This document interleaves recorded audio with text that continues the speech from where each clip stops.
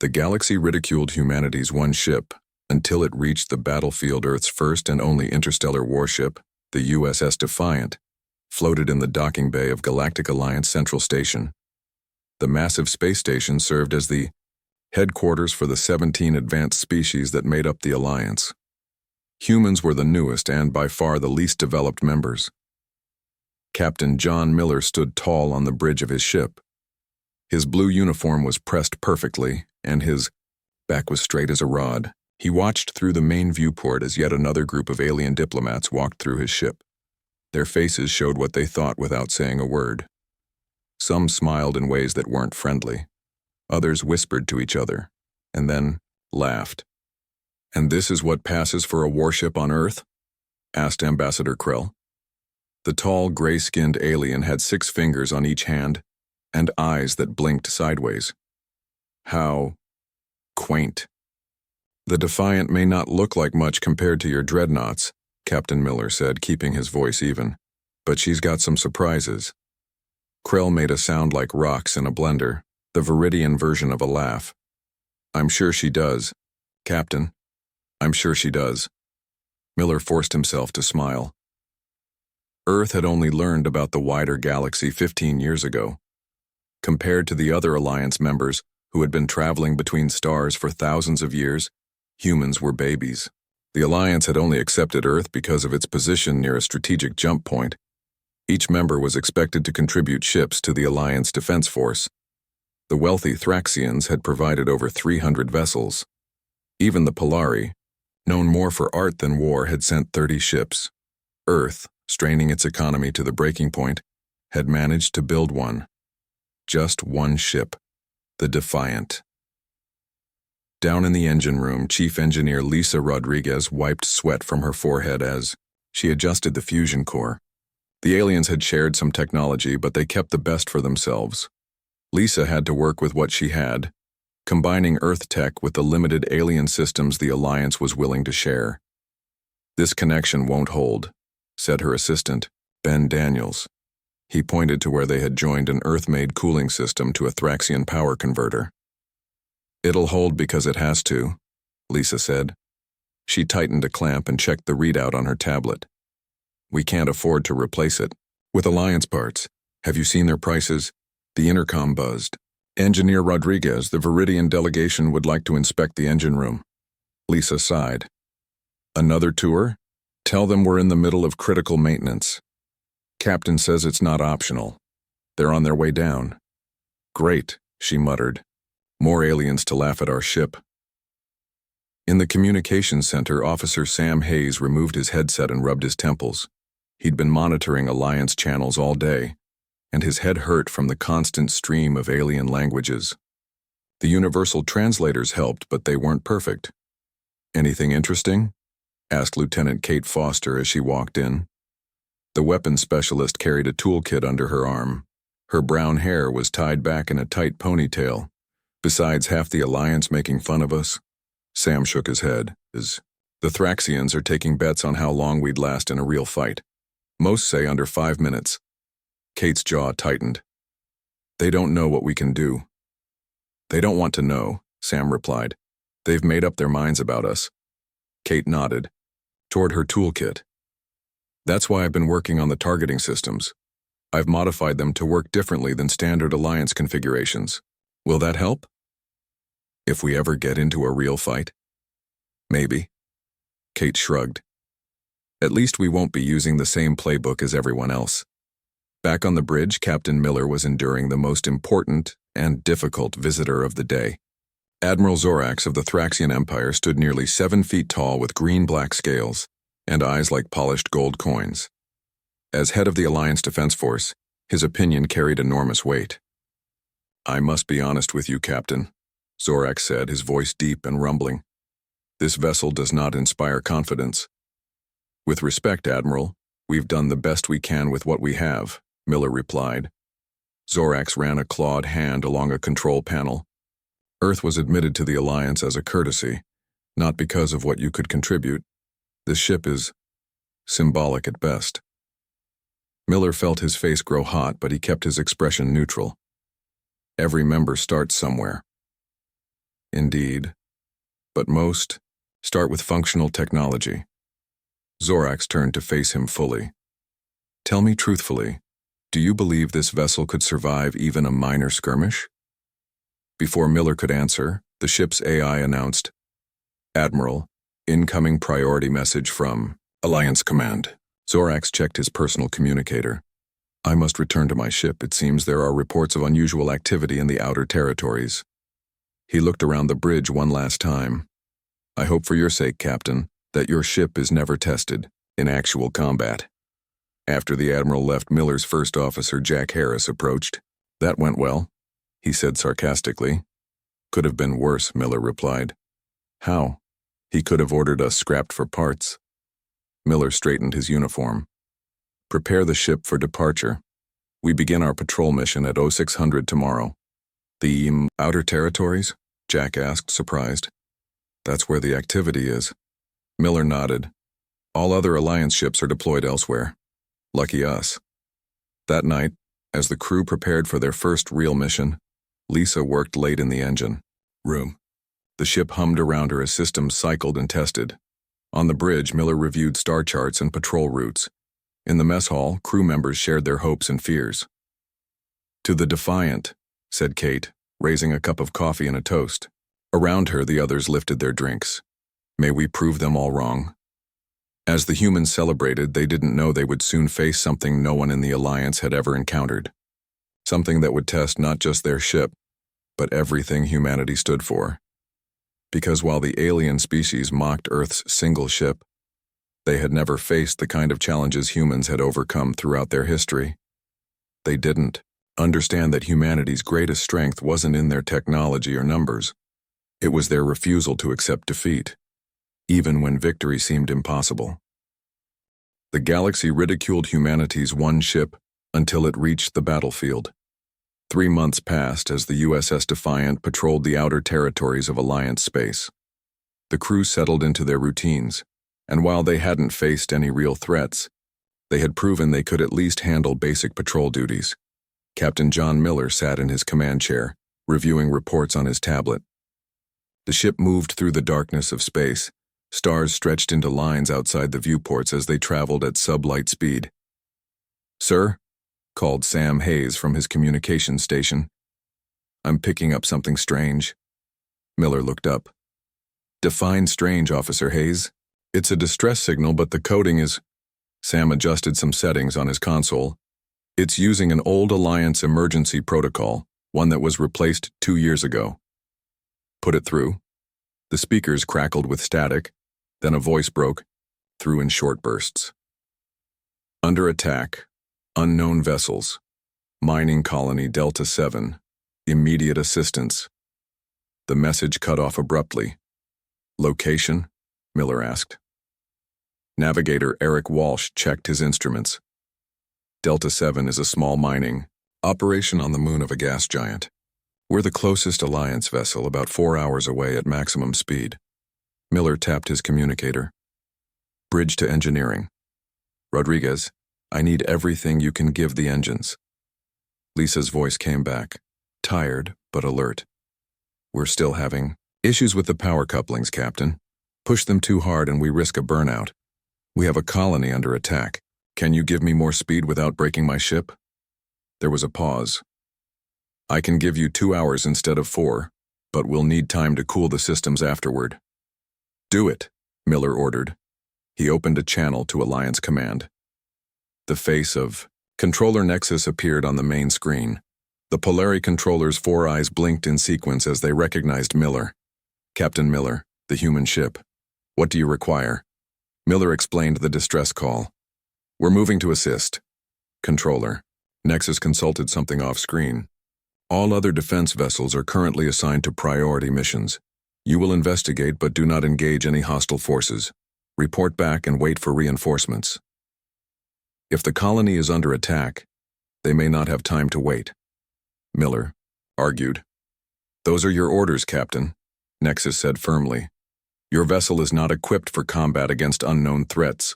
Defiant will observe only. The screen went dark before Miller could respond. First Officer Jack Harris moved closer to The captain's chair. They don't think we can handle it. Then we'll just have to prove them wrong, Miller said quietly. Battle stations.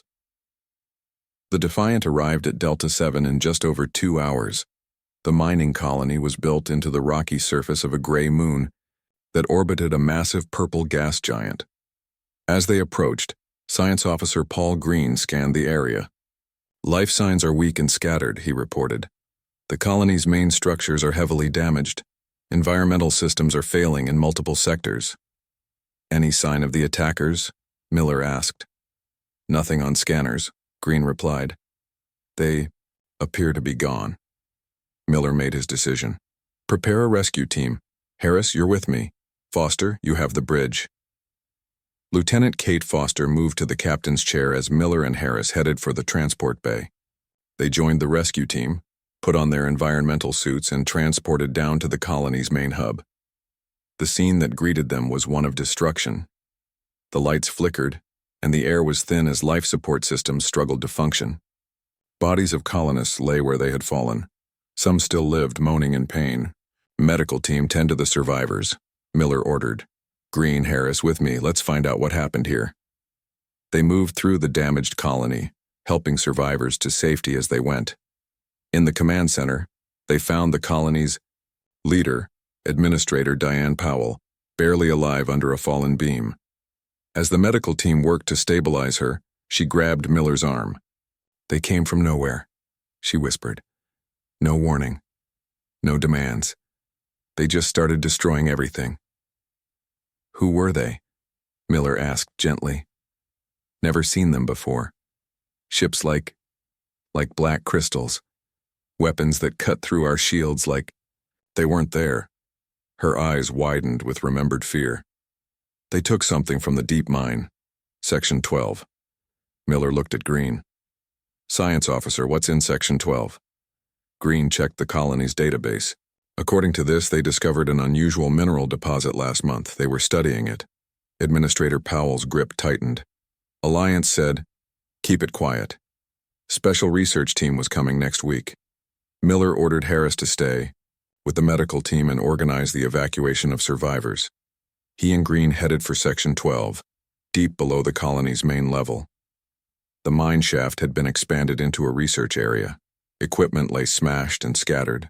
At the center was an empty containment unit, its security locks broken. Whatever was here, it's gone now, Green said, scanning the area. But these readings are unusual. This material, whatever it was, left traces of energy I've never seen before. Miller's communicator beeped. Captain, Kate's voice came through.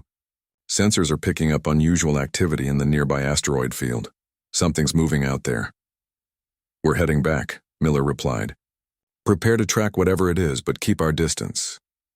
Back on the Defiant, Miller ordered a course toward the asteroid field. The ship moved cautiously, using the larger rocks for cover. There, Navigator Walsh pointed to the screen. Between those two large asteroids. The image zoomed in to reveal a ship unlike any they had seen before. It was shaped like a jagged black crystal, absorbing light rather than reflecting it. No match in Alliance records, Green confirmed, studying his readings. But the energy signature is similar to the traces we found in the mine. Miller watched as the alien vessel moved deeper into the asteroid field. Follow them, Walsh, but keep us hidden. As the Defiant carefully navigated through the dense field of space rocks, more of the crystal ships appeared on their sensors. 5, then 10, then over 20. It's an invasion force, Miller realized. They're gathering for an attack. Communications Officer Hayes worked frantically at his station. Captain, I can't contact Alliance Command. All frequencies are being jammed. The crew looked to Miller, waiting for his decision. They were one ship, the ship everyone had mocked as inadequate, facing an unknown enemy fleet preparing to strike. They don't know we're here, Miller said thoughtfully, and they don't know what humans do when backed into a corner. He turned to his crew, determination in his eyes. The Alliance wouldn't believe we could handle even a simple mission. Now we're all that stands between these invaders and Alliance. Space. Lisa Rodriguez spoke up from her engineering station. So what do we do, Captain? Miller smiled grimly. We show them what one human ship can do. The galaxy ridiculed humanity's one ship until it reached the battlefield. Captain Miller called his senior officers to the conference room. A 3D model of the asteroid field floated above the table, showing the positions of the crystal ships. Everyone looked tired but focused. "We need options," Miller said. "We can't outrun them to warn the Alliance, and we can't outgun them in a direct fight." Science Officer Paul Green pointed to the display. "These ships appear to be gathering resources from the asteroids. They're not in a hurry, which gives us some time to plan." "Any progress on breaking through the jamming?" Miller asked Hayes. The communications officer shook his head. "Their technology is beyond anything in our database. I've tried every frequency and method we have." "What about sending a drone?" First Officer Harris suggested.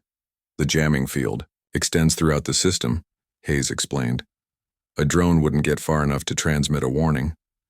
Lieutenant Kate Foster, who had been quiet until now, leaned forward. "Captain, what if we don't need to warn anyone? What if we can stop them here?" Everyone turned to look at her. "Explain," Miller said. Foster stood up and adjusted the display to zoom in on one of the crystal ships. "We've been assuming we need to fight them head on, but that's not how humans have survived against superior forces throughout our history." She highlighted various points on the alien vessel. "Their ships are advanced, but they're completely different from Alliance designs. That means they're probably designed to counter Alliance weapons and tactics." "And how does that help us?" Harris asked. "Our weapon systems are considered primitive by Alliance standards," Foster continued. "But what if that's an advantage? The modifications I've been working on use frequencies and targeting methods that no Alliance ship would consider useful." Miller looked thoughtful. "You think they won't be prepared for our approach?" "Exactly." Foster nodded. "They'll have countermeasures for what they expect. They won't expect us." "Even so," Harris said, "we're one ship against more than 20. Chief." Engineer Lisa Rodriguez had been making calculations on her tablet. She looked up with a spark in her eyes that Miller had come to recognize as dangerous inspiration. "Maybe we don't need to destroy them all," she said. "Captain, what if we could disable their ability to communicate with each other, create confusion in their ranks?" "I'm listening," Miller said. Rodriguez pulled up schematics of the Defiance fusion reactor. "Our reactor uses a containment field that's actually a modified version of Alliance technology. We've had to make adjustments because their original design wasn't compatible with our power systems. Those adjustments were the ones that Ambassador Krell laughed at," Miller remembered. "Yes, but here's the thing," Rodriguez continued eagerly. "If we reverse the field harmonics and vent plasma through the deflector array, we could create a massive electromagnetic pulse, one that might disrupt their systems temporarily." "How temporarily?" Harris asked. "Maybe 10 minutes, maybe less," Rodriguez admitted. "But it would affect all ships in range." "Including ours?" Miller asked. Rodriguez nodded grimly. "Including ours. We'd need to shut down all non-essential systems before triggering it, and someone would need to manually reset the reactor afterward." "Why manually?" Green asked. "Because the computer systems would be offline," Rodriguez explained. "Someone would need to physically go into the reactor chamber and realign the containment rods." The room went quiet as everyone understood the implications. The radiation in the chamber would be intense. Whoever went in might not come out. "I'll do it," said a voice from the doorway. They turned to see Security Chief Alan Bennett standing there. The tall, broad-shouldered man had been listening silently. "I had radiation exposure training in the Earth Defense Force," Bennett explained. "My body can handle more than most." Miller studied his security chief. "Even with training, the exposure would be severe." Bennett met his gaze steadily. "With respect, Captain, we all knew the risks when we volunteered for this mission. None of us expected to be the ones facing an invasion force, but here we are." Miller looked around at his officers. "I need all of you to understand what we're considering. This isn't just about risking our ship anymore. We're talking about a plan where best case some of us don't make it back, worst case none of us do, and the Alliance never knows what happened here." Foster spoke up. "If we do nothing, millions will die when these ships attack populated systems. The Alliance isn't prepared for them. Can we at least try to get a warning out first? Harris asked. Hayes thought for a moment. We could prepare a data package with everything we've learned about these ships and their weapons, load it into all our emergency beacons. If we release them in different directions just before the EMP, at least one might make it out of the jamming field when it collapses. Good, Miller said. Green, work with Hayes on that. Foster, I want a firing solution that will cause maximum damage during the window the EMP gives us. Rodriguez, prepare the reactor modifications but don't implement them until my order. Bennett, report to medical and have Dr. Laura Wright prepare you as best she can. As the officers moved to their tasks, Miller stopped Bennett at the door. Alan, he said quietly, using the security chief's first name. Are you sure about this? Bennett smiled slightly. My wife died in the Chicago attack 3 years ago. The Alliance could have warned us about that asteroid, but they didn't think we were worth the effort. This is my chance to make sure they never underestimate humans again. Miller nodded, a lump in his throat. Carry on, Chief. Throughout the ship, the crew worked with quiet determination. In the medical bay, Dr. Wright prepared radiation treatments for Bennett while explaining the process. This will reduce the damage somewhat, but I can't prevent all of it, she told him. The dose you'll receive in that chamber is beyond our medical capabilities to fully counter. Bennett nodded as she injected him with protective compounds. How long will I have? Her eyes were sad but professional. After exposure, minutes to reset the reactor. Maybe an hour of consciousness after that. In engineering, Rodriguez and her team made the delicate modifications to the reactor systems. On the bridge, Foster programmed her targeting solutions, while Green and Hayes prepared the warning beacons. Miller moved through the ship, checking on his crew, offering encouragement. Many were scared, but all were resolved. They had been looked down upon, mocked as the primitive humans with their one inadequate ship. Now they were all that stood between these unknown invaders and countless lives. As Miller returned to the bridge, Hayes called out, Captain, the crystal ships are moving. They're forming up in attack formation. Miller took his command chair. Battle stations, begin our approach. Let's show them what one human ship can do. The Defiant moved silently through the asteroid field, approaching the gathered enemy fleet from behind. It was time to put their desperate plan into action. The galaxy ridiculed humanity's one ship until it reached the battlefield. The USS Defiant moved silently between the massive asteroids, approaching the fleet of crystal ships. On the bridge, Captain Miller watched the enemy vessels on the main screen. They looked like shards of black glass against the darkness of space, their surfaces absorbing rather than reflecting light. Distance to optimal firing position? Miller asked. Navigator Eric Walsh checked his instruments. 2 minutes, sir. Status of emergency beacons? Miller turned to Communications Officer Hayes. Programmed and ready to launch, Hayes confirmed. Each contains full data on the enemy ships and our scans of the mining colony attack. Miller nodded. Lieutenant Foster, weapons status? Foster's fingers moved rapidly over her console. Targeting solutions locked. All weapons modified to the frequencies we think will penetrate their shields. But Captain, we'll only get one shot before they realize what we're doing. Then we make it count, Miller said firmly. He pressed a button on his chair. Engineering. Status? Lisa Rodriguez's voice came through, tense but clear. EMP modifications complete. We're ready to initiate on your command. All essential systems are isolated on backup circuits. We'll have minimal power for life support and emergency. Thrusters after the pulse. Security Chief Bennett, are you in position? Miller asked. Bennett's voice sounded calm despite what he was preparing to do. In position outside the reactor chamber, Captain. Ready to enter once the pulse is triggered. Miller looked around. At his bridge crew. Every face showed determination mixed with fear. They all knew what was at stake. We're at optimal position, Walsh announced. Miller straightened in his chair. Launch emergency beacons, small objects shot from various points on the Defiant's hull, speeding away in different directions. Each tiny beacon carried humanity's warning to the Alliance. Beacons away, Hayes confirmed. They've spotted us, Foster called out, as red alerts flashed across her screen. Enemy ships are changing course. Miller didn't hesitate. Initiate EMP. In engineering, Rodriguez took a deep breath and entered the final command sequence. The ship's reactor began to emit a high-pitched whine that grew louder by the second. Brace for pulse in 3, 2, 1. Rodriguez called over the intercom. The lights on the Defiant flickered and died as a wave of invisible energy burst from the ship in all directions. The bridge went dark except for the dim glow of emergency lights. Outside, the pulse swept through space, hitting the crystal ships. Their smooth black surfaces suddenly flickered with lines of blue energy as their systems faltered. "It worked," Green exclaimed, checking his handheld scanner that ran on an isolated power cell. "Their shields are down and their weapons are offline."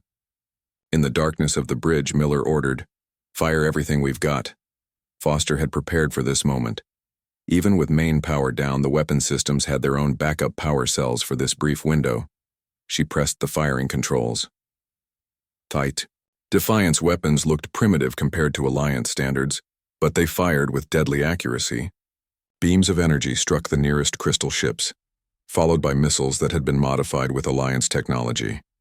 Unlike the refined weapons of the Alliance that focused on elegance and precision, Earth weapons were designed with one primary goal: overwhelming force.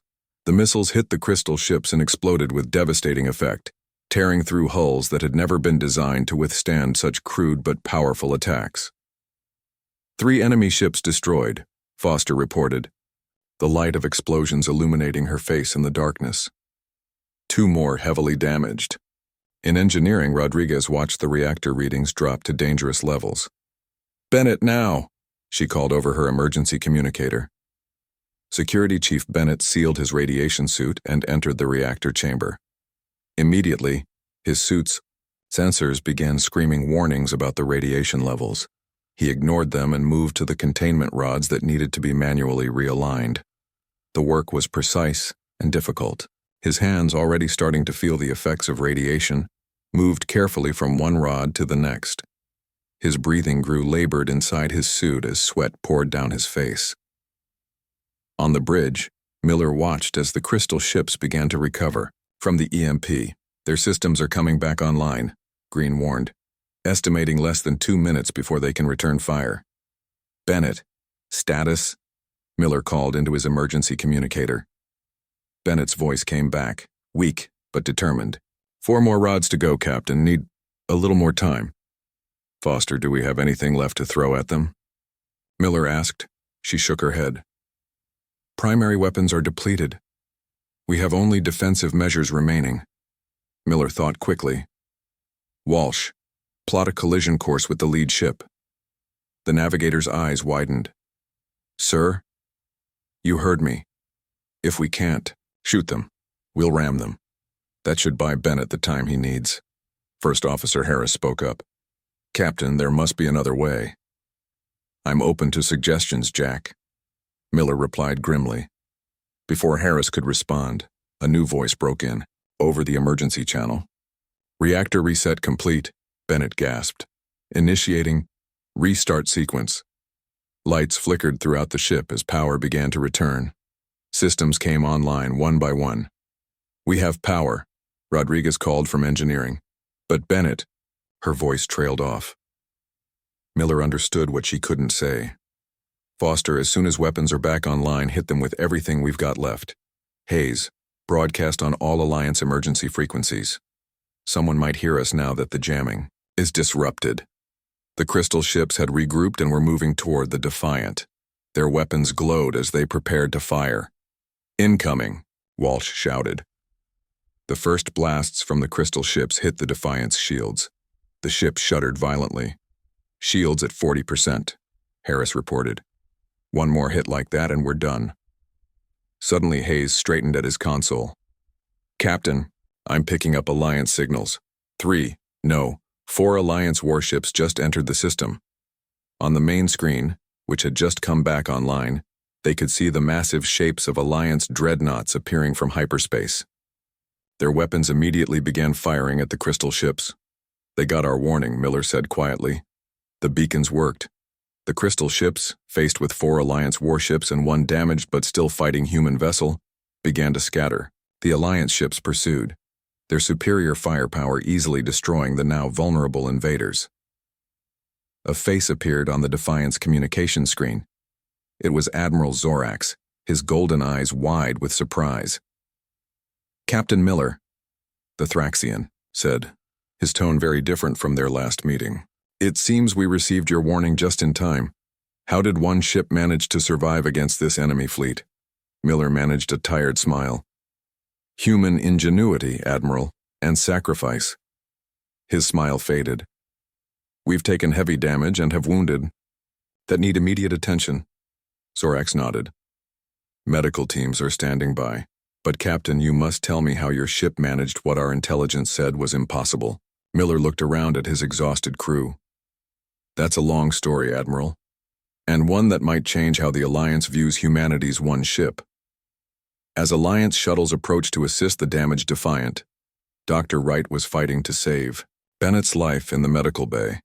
His radiation exposure had been even worse than expected. The rest of the crew, battered but alive, continued working to repair critical systems. They had faced impossible odds. They had proven what a single, human ship could do, and now the galaxy would have to reconsider everything they thought they knew about humanity. The galaxy ridiculed humanity's one ship until it reached the battlefield. 3 weeks after the battle with the Crystal ships, the USS Defiant limped back to the Galactic Alliance Central Station. The ship showed clear signs of the fight it had been through.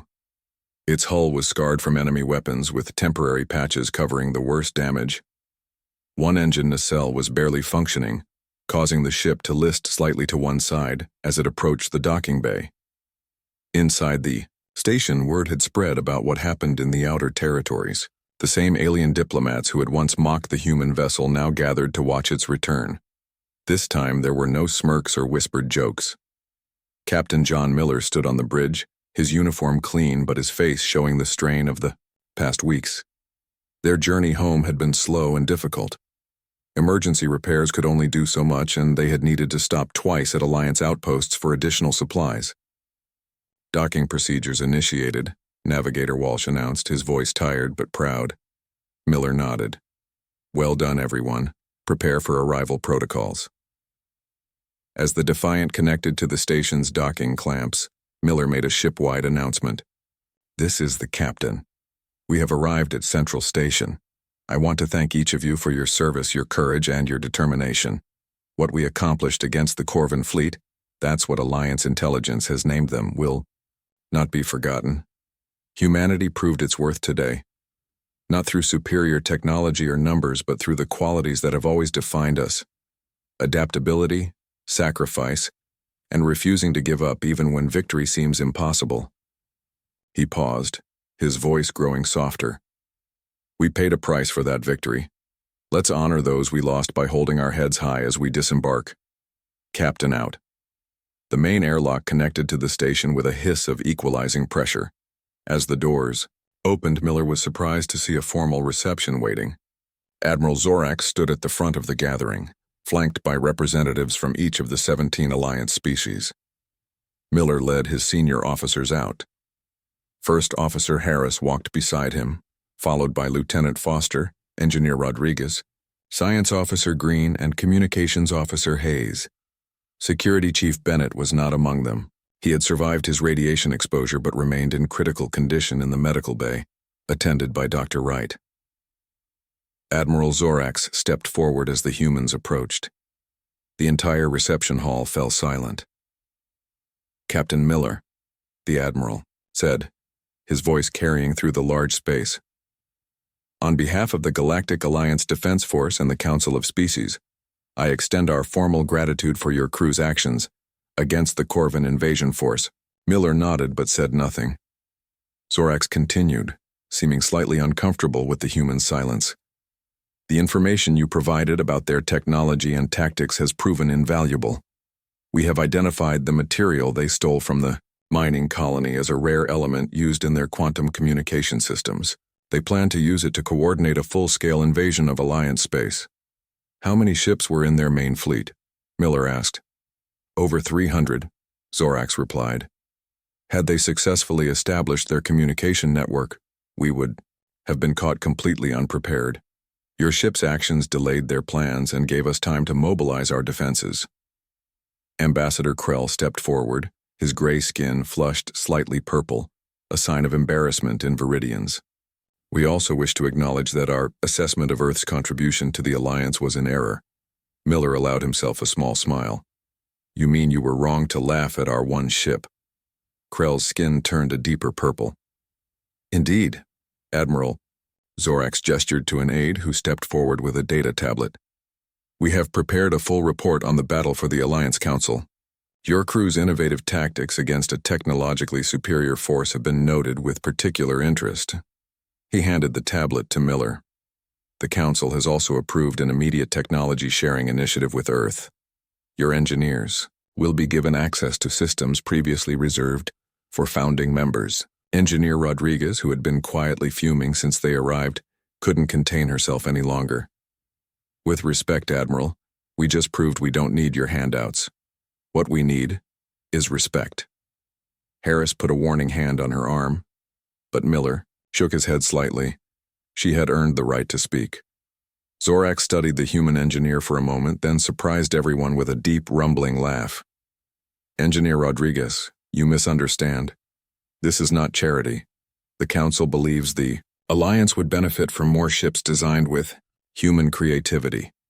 We are offering a trade, our technology for your perspective. Miller looked at his tired crew, then back to Zorax. We'll consider it, but first, my crew needs rest, and we have wounded to tend to. Of course, Zorax agreed. Medical facilities have been prepared for Chief Bennett and your other injured personnel. The finest Alliance doctors are standing by. As they moved toward the medical section, the gathered aliens stepped aside, creating a path. Many bowed their heads slightly as the humans passed, a gesture of respect that would have been unthinkable weeks before. Later that day, Miller sat beside Bennett's bed in the advanced medical unit. The security chief was conscious but weak, his body still fighting the effects of massive radiation exposure. How's the ship? Bennett asked, his voice barely above a whisper. She'll fly again, Miller replied. The Alliance is providing materials and technical assistance for repairs. Bennett managed a weak smile. And the crew? Heroes, every one of them. Especially you. Bennett shook his head slightly. I just did what needed doing. Any of us would have. That's what they don't understand about humans, Miller said quietly. What looks like exceptional bravery to them is just who we are when our backs are against the wall. A week later, Miller stood in the Alliance Council chamber, the highest level of the station.